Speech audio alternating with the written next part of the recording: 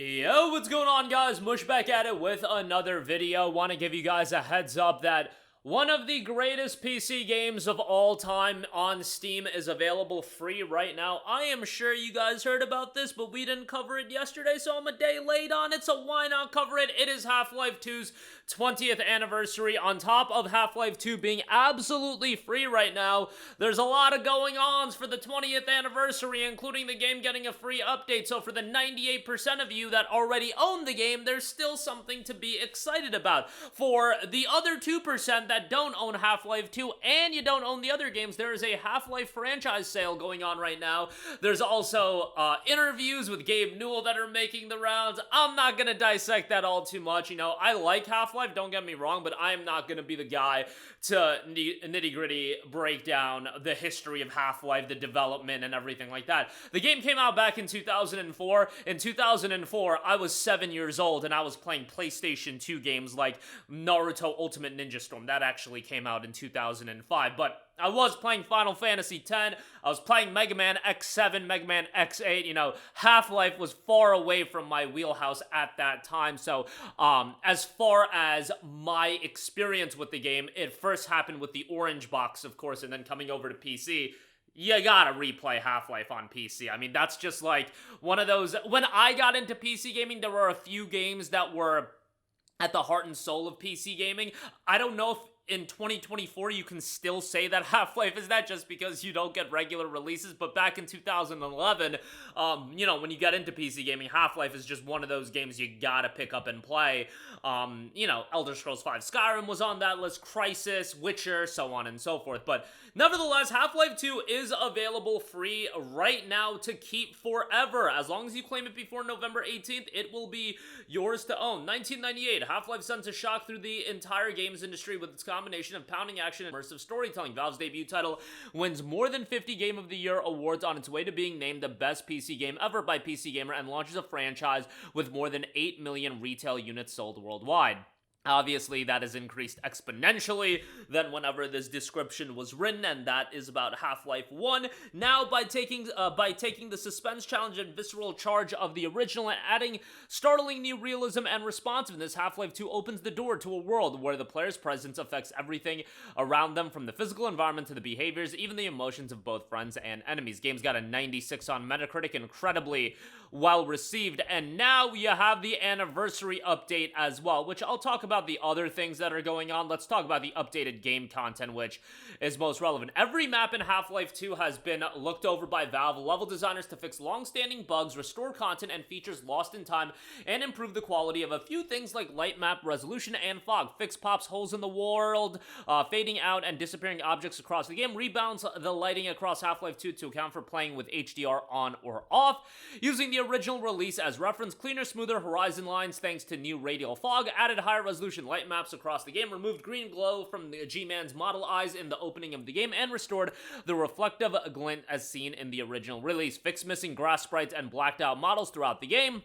Updated graphics setting as well. Choose either the original launch day blood and fire effects or those created for the episodes when playing the Half-Life 2 base game. Play with only the highest detail modes in high quality mode. Get smoother light map shadows at very high shader details thanks to the new bicubic light map filtering, gamepad input, and Steam Deck updates. Gamepad controls have been updated to match the Half-Life 1 anniversary update.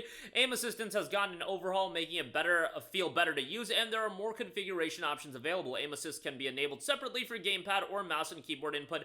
The amount of assistance can be turned up and down, and it's no longer tied to a skill setting. Want to play on hard with high aim assist or easy with it off? Knock yourself out. The Steam Deck main menu has been updated with all of today's additions, including the episodes workshop and new input configuration. The Steam Deck's version of the main menu will also appear when you play Half-Life 2 on a PC running in big picture mode. On top of that, long lost looks into Half-Life 2's development. There's a Half-Life 2 anniversary archive of the E3 2003 demo. Raising the Bar, a new edition of Raising the Bar, is coming back into print in 2025, expanded to include the Half-Life 2 episodes. Nearly 2 decades since it went out of print, Raising the Bar is set to return with an expanded second edition offering a comprehensive look into the creation of Half-Life 2. And originally published in 2004, this book captured the story of Half-Life 2's development but missed the episodic content that followed. This new edition includes the Half-Life 2 development story with never-before-seen concept art from Episode 1 and Episode 2, along with the ideas and experiments for the third episode that never came to be. The third episode that never came to be. Why do we gotta get kicked while we're down? Bug fixes and notes content added 3.5 hours of DevCom by members of the Half-Life 2 team. Half-Life 2 Episode 1 and Episode 2 are now playable from the Half-Life 2 main menu. I actually quite like that. Half-Life 2 Lost Coast has been added to the extras menu, added Steam Workshop support, play entire campaigns or replace weapons, enemies, UI, and more with content created by the community, added custom Steam game recording, gameplay events, and phases throughout the game. Then there are rendering and graphics fixes, UI and option fixes, input fixes, gameplay fixes, general map updates, specific map updates, and Half-Life 2 Deathmatch fixes, Half-Life 2 Deathmatch maps, updates, and other updates as well, and there's some notes as well. I'm not gonna go through everything, but you get the idea. There's a lot. You know what's kind of comical? Instead of getting like a Half-Life 3 or, a new Half-Life, I know Half-Life Alyx came out. That was more, I feel, to push Steam VR. It's like, not to say that it wasn't a big release, but it was always going to be limited as far as how many people were going to check that game out. People want like a true Half-Life 3. However, it is comical that like instead of getting like a true new game, for eternity, maybe we'll just get updates for the existing games every 10 years. Oh, here's the 30th anniversary update. Oh, here's the 40th anniversary update. Ah, here's the 50th anniversary update once we make it that far, if we make it that far. But, nevertheless, there you go with that. On top of Half-Life 2 being free, there is a happy 20th anniversary Half-Life 2 franchise sale. I should say Half-Life franchise sale. Half-Life 2 is free. Half-Life is 99 cents. Half-Life Alyx, $20.39, 66% off. That's a really nice discount on that. Half-Life Opposing Force, Blue Shift is 74 cents a pop, and then Half-Life Complete is $11.04 as well. That includes Team Fortress Classic, Half-Life Opposing Force, Half-Life Blue Shift, Half-Life 2, and Half-Life 1 Source. All of that for $11.04. For those of you that don't have it, just get Half-Life 2 for free and check it out. And yeah, pretty interesting stuff. Again, I'm not going to go in depth on what Gabe Newell is talking about.